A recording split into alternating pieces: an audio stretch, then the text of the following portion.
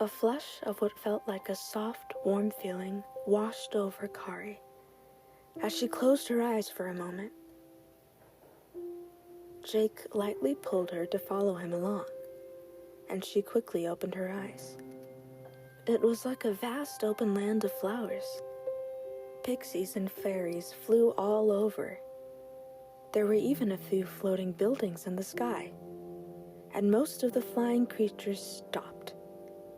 They all stared at Kari and Jake walking from the portal.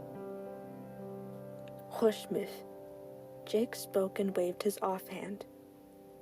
Holfera, gro, nikmith. Jake spoke in their ancient language, yet even Kari could not understand a lick of it.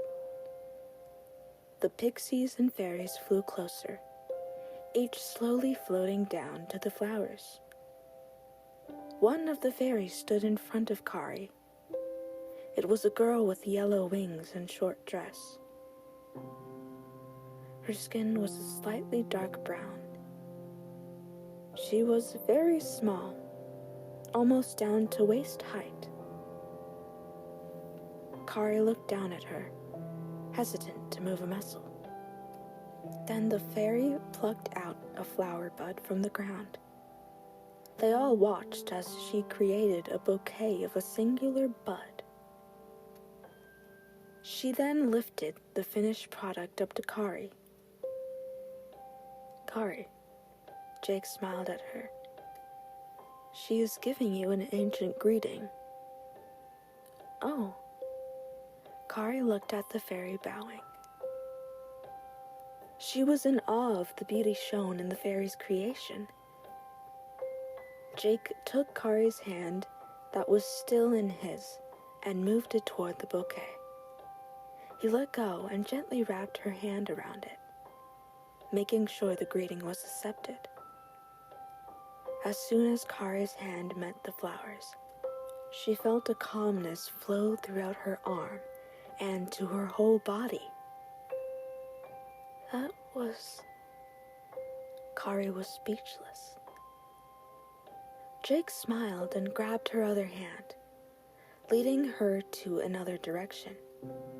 They came to a stop at a small gazebo with a bench that was surrounded by vines and pixies tending to them.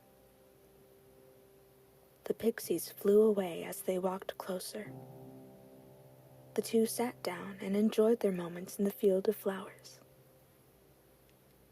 Jolin was constantly watching Kari through a visionary view of bloodline sites. He was the only one who knew about it. Kari had no idea that Jolin was keeping an eye on her. He never told her anything in secret that could ruin the slimmer of trust she had for him.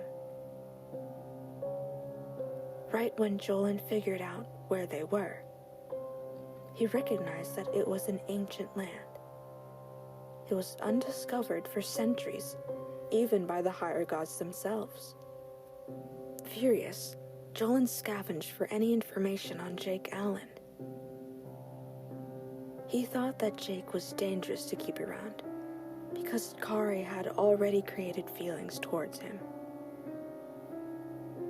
Now, he knew something even more dangerous. This Jake Allen was the soon-to-be crowned prince of the Elf Kingdom. Kari would not have known this either way, because it was kept from her to avoid their encounter. They were destined to be soulmates the moment the two were created. It would be too soon for Kari and Jake to continue with their relationship, because there was a prophecy. Jolin read aloud, "If the goddess of love shall find their soulmate in due time, then love and peace throughout the world will be restored." But it was too early for Kari, the goddess of love, to find him. Jolin was suspicious of this, and it could not have been a coincidence. He looked through more books and scrolls from Kadia's storage in their home back in the forest. "This is outrageous!" Jolin slammed his hands with the books and scrolls. The information was written in that time that the fate was changed by Kariya Shiorama herself. Jolan knew that it was going to avoid the other prince's death, that which Kari gave up on. Her strategy was easy to investigate. Jolan had the ability to change this. Jolan, god of destruction. A voice called from behind. You have been summoned to the higher and ascended gods' choral meeting. I do not have time for this, Frednil. Jolan grunted, moving everything out of the way. They will not be pleased with this attitude of yours. Frednil showed himself, walking next to Jolan. Especially Master Trophius.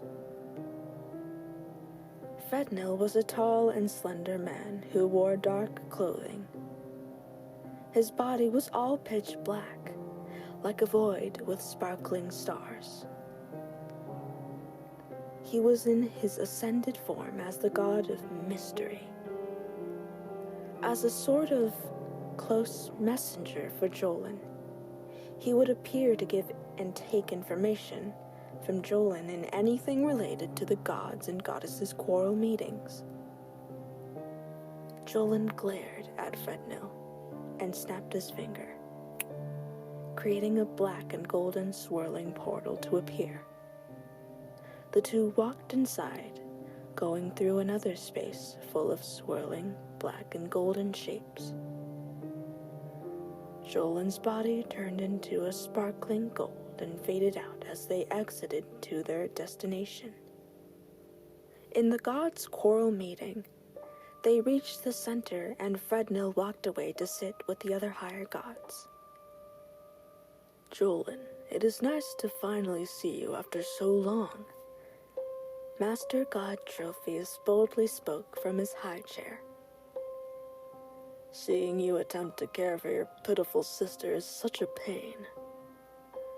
Though we are not here to focus on that part. What information have you gathered from her new friend you say she has now? He is Jake Allen, as said before, the Elf Prince. Jolan looked up at him. By guess, he is of the ancient elf race, unlike many others. And how do you know this? Trophius tilted his head. I witnessed him lead Kari into a portal which travels to a dimension consisting of fairies and pixies. Jolan continued. He spoke the ancient language to them, the one that we have no knowledge of. Ah, I see. Who could we send to help you stop them? Trophius rose and walked around the others. Maybe Frednil can assist you. He is of our best higher gods and the closest of the others present here today. This is not something you can lightly mess with, Master Trophius. Jolan kneeled. I am a trusted ascended god. If you give me some time, I can find a way to separate the two, alone. Frednil raised his hand and Trophius nodded to him. He stood from his seat, looking at Jolan. If I may, Frednil included. There has been plenty of time to prepare for their separation. Kariya was just clever enough to ruin our plans. I am sure that you know of this, Jolan? Yes, these situations were rushed by Kariya. But I can still stop this on my own. Jolan stood up. How about I give you 1 year? Trophius stopped walking, turning to face Jolan. If you can stop this under a year, you will be granted anything imaginable. 1 year. Jolin was suspicious of this. That is far too much time. Their relationship will only be stronger by then. This is why the longer it takes, the worse Kari and Jake would have to suffer. Drophius grinned. I despise that witch. She can go to Satan's realm for all we care. Very well then. Jolin turned to walk away. I will be off now. Wait. Drophius spoke again. There will be a war soon during the following year. Be prepared to fight with the others. With whom? Jolin stopped. Yushvi, the goddess of hate. She declared war on all higher and ascended gods and goddesses, Drophius included. Be sure that you deal with your sister's situation before we call for early preparations. If you do, she will be granted back her goddess powers to participate. Only if the memories of this Jake are erased. Understood. Jolin walked away. End of section 8.